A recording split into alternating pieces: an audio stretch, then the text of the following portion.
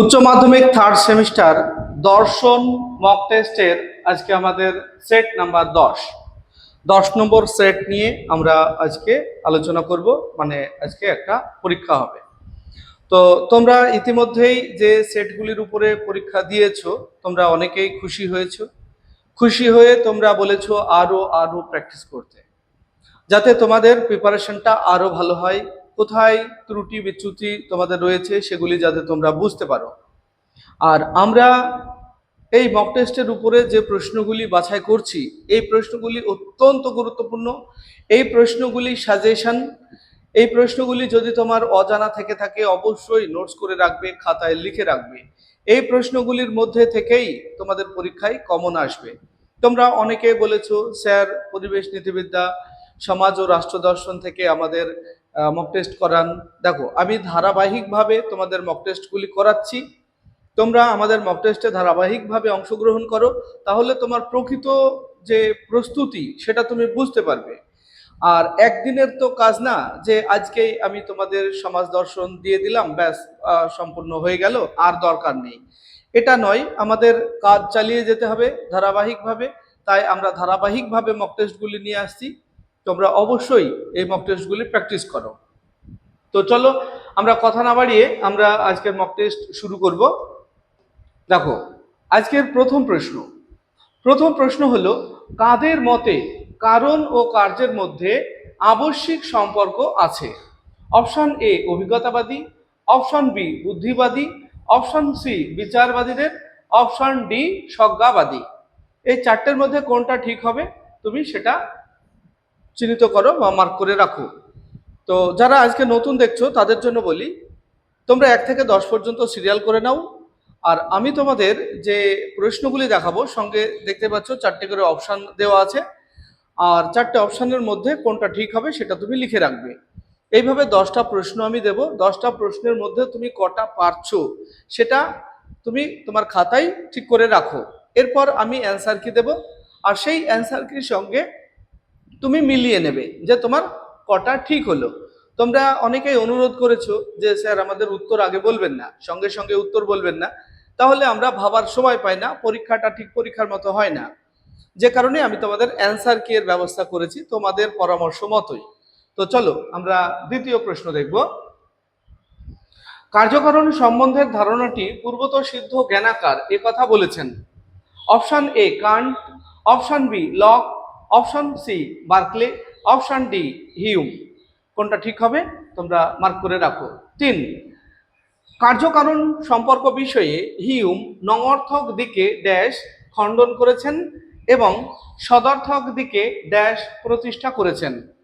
Option A লৌকিক তত্ত্ব প্রসক্তি তত্ত্ব এই দুটো, নাকি সতত সংযোগ তত্ত্ব প্রসক্তি তত্ত্ব, নাকি প্রসক্তি তত্ত্ব আর সতত সংযোগ তত্ত্ব, আর অপশন ডি এ আছে সতত সংযোগ তত্ত্ব লৌকিক তত্ত্ব।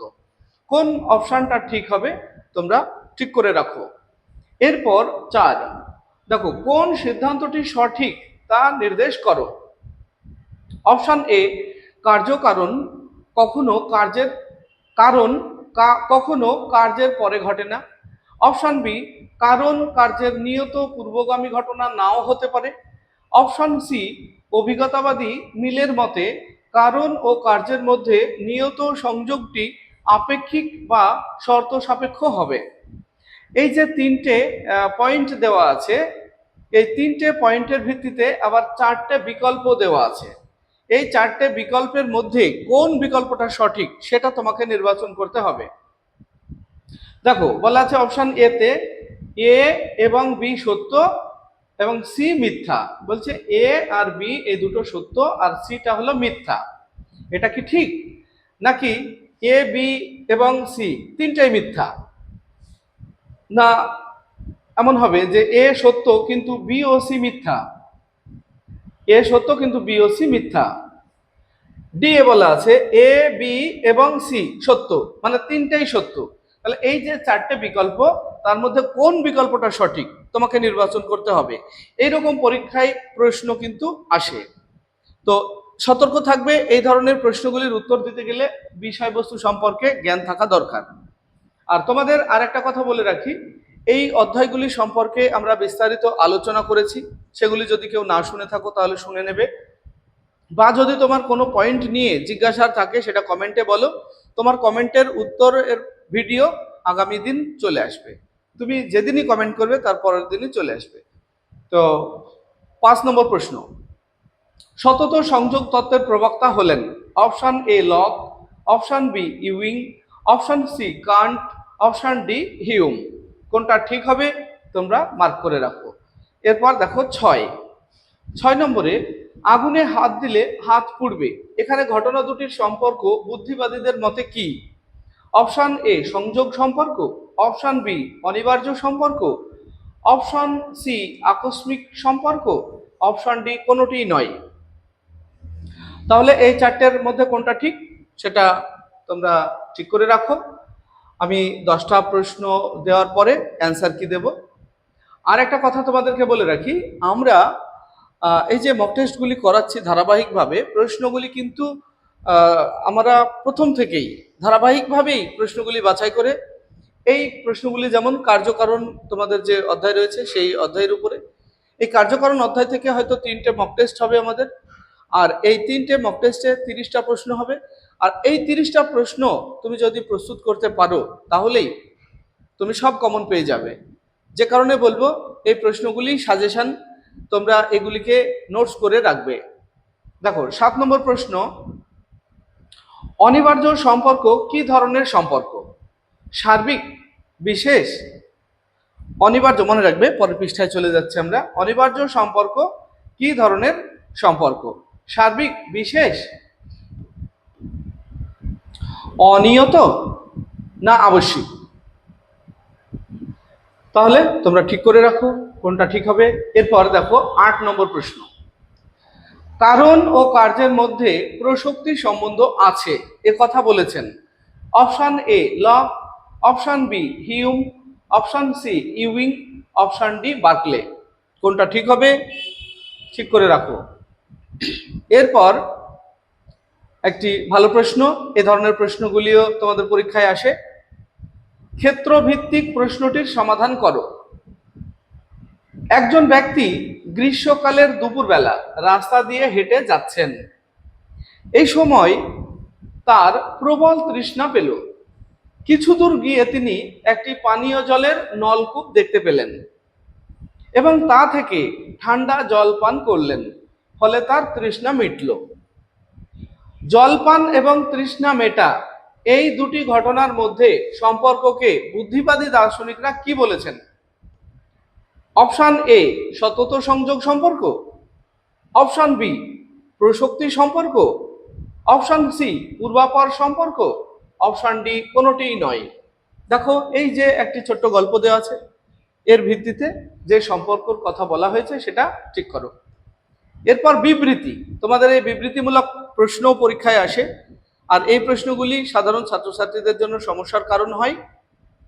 তাই বলবো তোমরা আমাদের ক্লাসগুলি আগে ভালো করে শোনো, তাহলে দেখবে এইসব প্রশ্ন তোমার বাদবে না। চলো বিবৃতিতে কি আছে দেখে নিই। বিবৃতি এ, প্রসক্তিবাদীদের মতে কারণ থেকে কার্যকে অনুমান করা যায়। তাহলে এটা ঠিক না ভুল তোমাকে সেটা বিচার করতে হবে।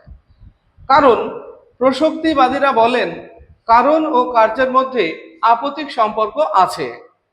তাহলে এই যে বিবৃতি দেওয়া আছে, এই বিবৃতির কারণ হিসাবে এটা কি ঠিক, বা বিবৃতিটাকে ঠিক, এই হিসাবে 4টে বিকল্প দেওয়া আছে। দেখো প্রথম বিকল্পে বলা আছে এ এবং আর উভয়ই সত্য এবং আর হলো এ এর সঠিক ব্যাখ্যা। এটা কি ঠিক হবে না এটা হবে? বি নম্বরে এ এবং আর উভয়ই সত্য কিন্তু আর হলো এ এর সঠিক ব্যাখ্যা নয়। সি এ মিথ্যা কিন্তু আর সত্য। ডি এ বলা আছে এ সত্য কিন্তু আর মিথ্যা। এই হলো আমাদের আজকের মক টেস্টের 10টা প্রশ্ন। 10টা প্রশ্ন আশা করি তোমরা উত্তর দিতে পেরেছো। এবারে আমরা অ্যান্সার কি দেখাবো। তার আগে তোমাদেরকে একটা কথা না বললেই নয়, এই প্রশ্নগুলি অনেক কষ্ট করে আমি কম্পিউটারে লিখি এবং প্রশ্নগুলিকে বাছাই করে লিখি।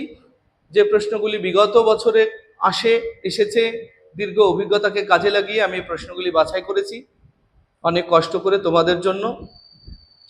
তোমরা মক টেস্ট দিলে তোমাদের কাছ থেকে আমার একটা চাওয়া পাওয়া, সেটা হলো অন্তত তুমি কমেন্ট করে যাও যে তুমি কটা পারলে। 10টা প্রশ্নের মধ্যে তুমি কি 10টাই পারলে, না 9টা পারলে, না 8টা পারলে, কটা পারলে এইটুকু অন্তত বলে যাও। চলো অ্যান্সার কি দেখে নিই। এই হলো আমাদের আজকের মক টেস্টের অ্যান্সার কিউ। তোমরা অ্যান্সার কি তোমরা স্ক্রিনশট করে নিয়েও মিলাতে পারো, অথবা যারা দৃষ্টিহীন শিক্ষার্থী রয়েছে তাদের জন্য আমি বলে দিচ্ছি, কারণ তাদের সাউন্ড প্রয়োজন হয়। 1-এর বি সঠিক উত্তর বুদ্ধিবাদী, 2-এর এ কান, 3-এর সি প্রসক্তি তত্ত্ব সতত সংযোগ তত্ত্ব, 4-এর সি এ সত্য কিন্তু বি ও সি মিথ্যা, 5-এর ডি হিউম, 6-এর বি অনিবার্য সম্পর্ক, 7-এর ডি আবশ্যিক, 8-এর সি ইউইং, 9-এর বি প্রসক্তি সম্পর্ক, 10-এর ডি এ সত্য কিন্তু আর মিথ্যা। এই হলো আমাদের আজকের মক টেস্ট। ভিডিওটি ভালো লাগলে লাইক, কমেন্ট এবং বন্ধুদের শেয়ার করবে। আসছে পরবর্তী ভিডিও নিয়ে, সে পর্যন্ত সবাই ভালো থাকবে, সুস্থ থাকবে। ভিডিওটি শেষ পর্যন্ত দেখার জন্য ধন্যবাদ।